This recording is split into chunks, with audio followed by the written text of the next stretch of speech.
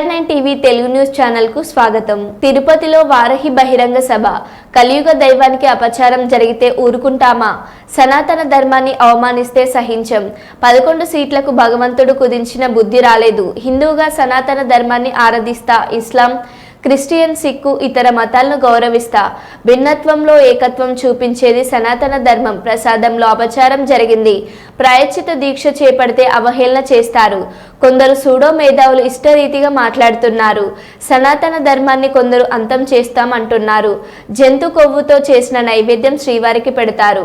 అవే లడ్డులు అయోధ్య రామాలయానికి పంపుతారు. రాముడి విగ్రహావిష్కరణపై రాహుల్ విమర్శలు చేస్తారు. సనాతన ధర్మానికి రంగు వివక్ష లేదు. సనాతన ధర్మం పాటించే వారంతా ఏకం కావాలి. సెక్యులరిజం వన్ వే కాదు, టూ వే. గౌరవం ఇవ్వండి, తీసుకోండి. ఉప ముఖ్యమంత్రి జనసేన అధ్యక్షులు పవన్ కళ్యాణ్ అన్నారు.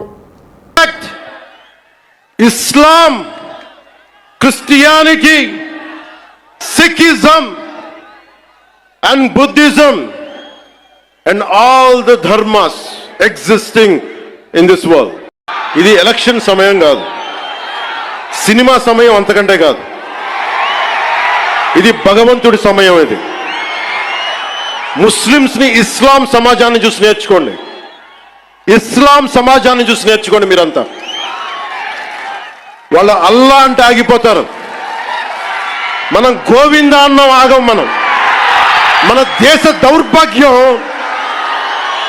దౌర్భాగ్యం మనం హైందవ ధర్మానికి మన గౌరవం ఇవ్వం. సినిమా హీరోలకి, నేను కూడా సినిమా హీరోనే,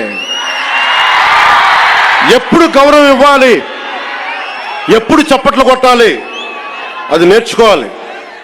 మీరందరూ యువత, వచ్చే తరానికి మీరు నాయకత్వం వహించేవాళ్ళు.